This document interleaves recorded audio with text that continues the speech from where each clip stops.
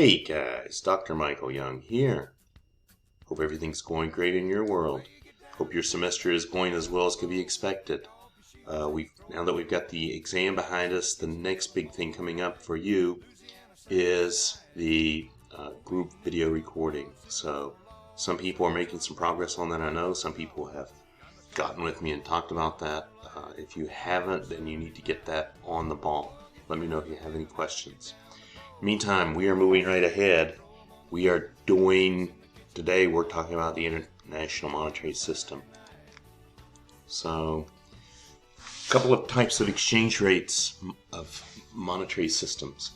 And these two are, if you're a country, the International Monetary System refers to the institutional arrangement of countries that governs their exchange rates, and those exchange rate systems can be either floating when they allow the currency to go up and down. Last lesson we talked about the value of currencies, appreciation, depreciation, what makes them move, or it can be pegged. An example of a floating exchange rate would be the Japanese yen.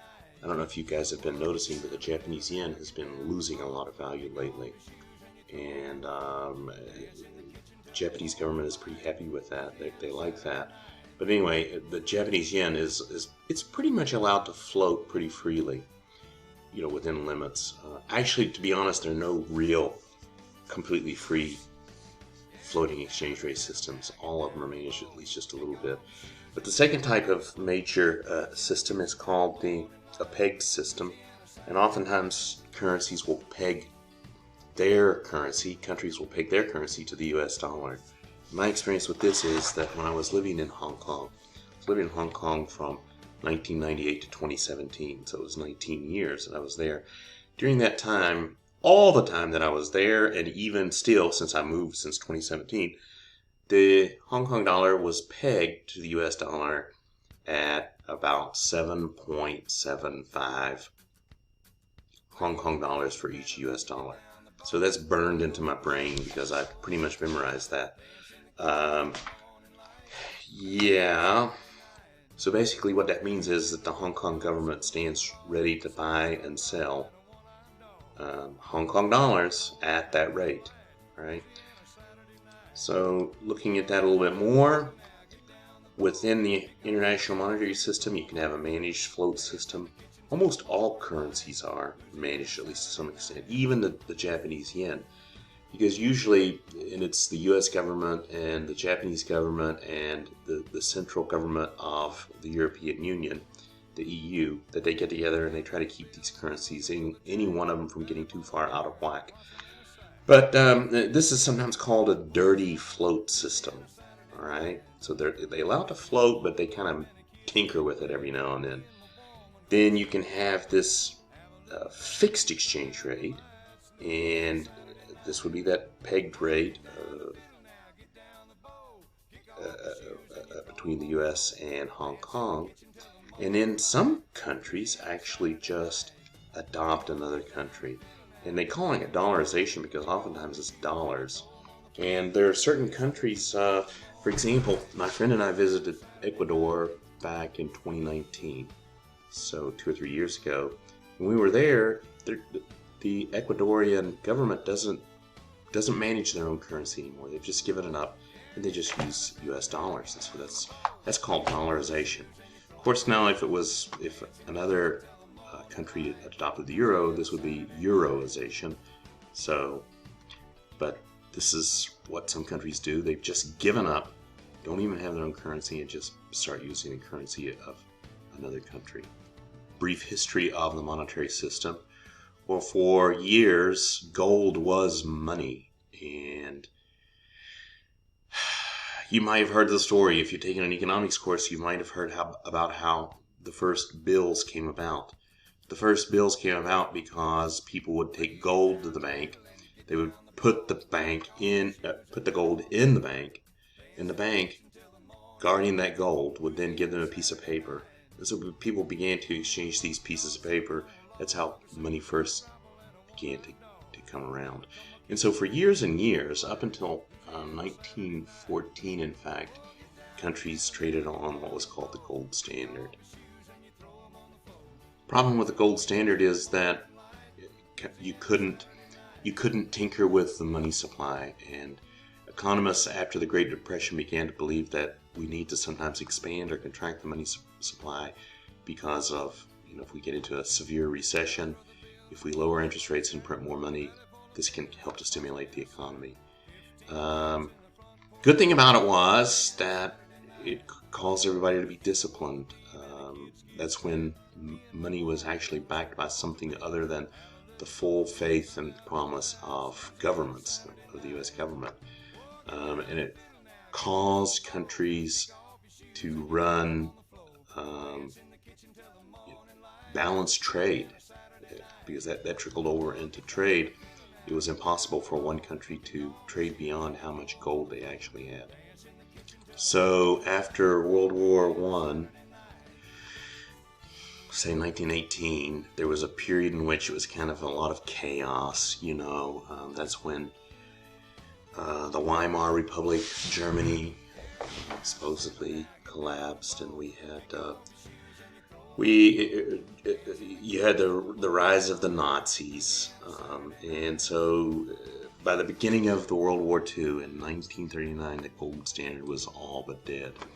Now, you might have heard of something called Bretton Woods. Bretton Woods is actually a town in New Hampshire, but it's the place where a big meeting took place, and the Bretton Woods system, it was in place until 1973, actually, whenever President Nixon removed the U.S. off of the U.S. dollar being backed by gold. But Bretton Woods, New Hampshire, all the great economists got together and they put together a lot of the institutions that underpin much of today's global economy, including the IMF. The IMF was there to lend money to countries that would happen to find themselves short of foreign exchange, and the World Bank, which was used to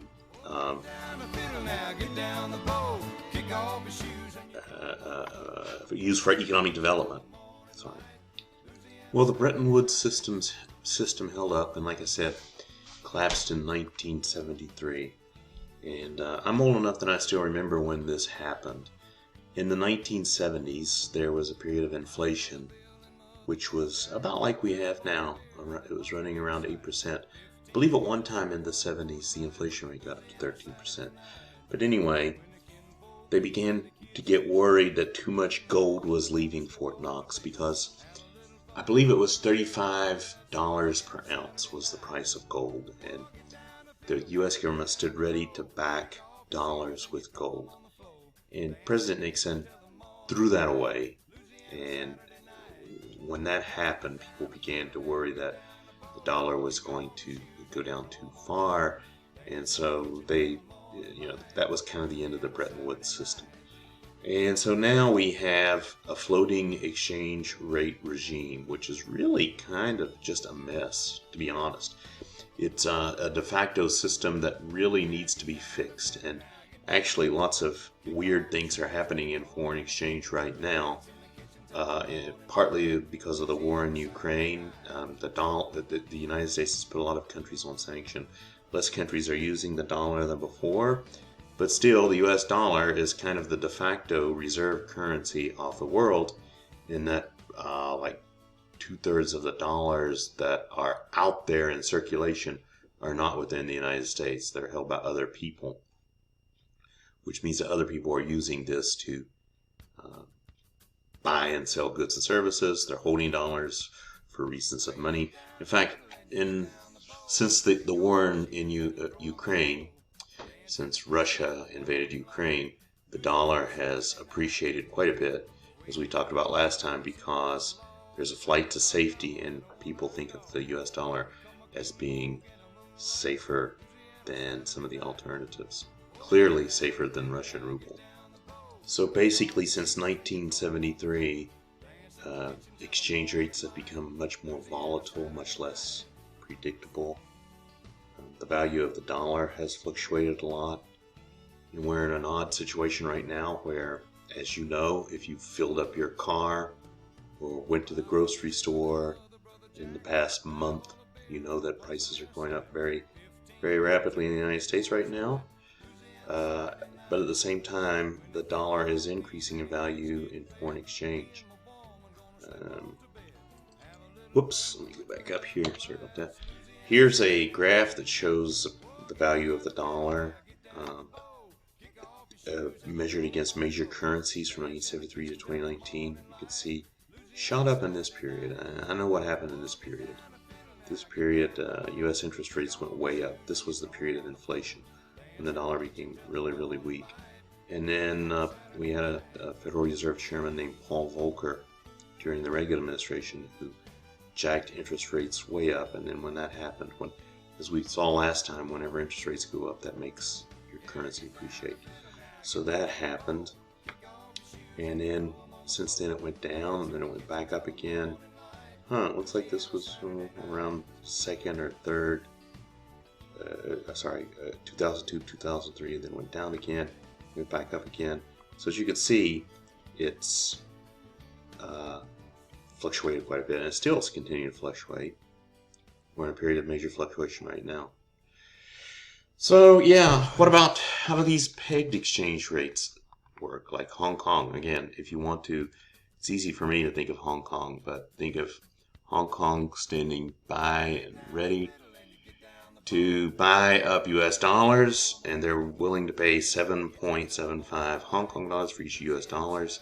These pegged exchange rate systems, they're popular among small countries where there's not a whole lot of currency out there.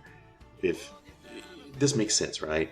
If there's just a few supply of something, it's easier to get the price to fluctuate. If there's a huge supply of something like US dollars because of the size of the US economy, well, then that means it's harder to get that to fluctuate because it's just a much bigger pool. So when countries do this, it gives them monetary discipline, leads typically to lower inflation. And how does this work in practice? They usually have currency boards that stand ready to buy and sell some foreign currency at some particular rate, like we were just talking about.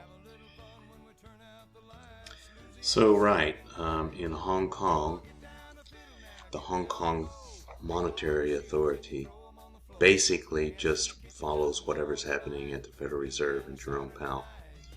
And they keep the money on stock, and they stand to buy and sell it, so they have to match the interest rates off that set by the Federal Reserve. Now, since the breakdown of Bretton Woods, there's been a lot of crises, and still continuing today. Relative high price inflation, widening currency account deficits, excessive expansion, domestic borrowing, high government deficits, high asset inflation. Yeah, think about how much prices of houses and land and property, even things like cars, has gone up just recently. So as you're focusing on an international business career, you want to consider these types of things and be aware of this and adjust your foreign exchange transactions accordingly. My own feeling is that we're about ready to see something big happen. I don't know what or how, but this war in Ukraine and other factors and this severe inflation that we have right now has put huge pressures on the international monetary system. So exactly what that's going to come into play and take its place. A lot of people would like to see the gold standard come back. There have been certain politicians, most notable, at least in my mind, is my brother Bill and my other brother Jack. Dr. Ron Paul. Some people might have followed his libertarian policies and would like to see return to the gold standard. Well, I don't think that's going to happen. I don't know. My own feeling is that the U.S. dollar's days as de facto reserve currency are limited. But anyway, no one can tell what the future holds, right? So that's it, guys. Hey, stay awesome. We'll see you next time. This is Dr. Michael Young saying See you later.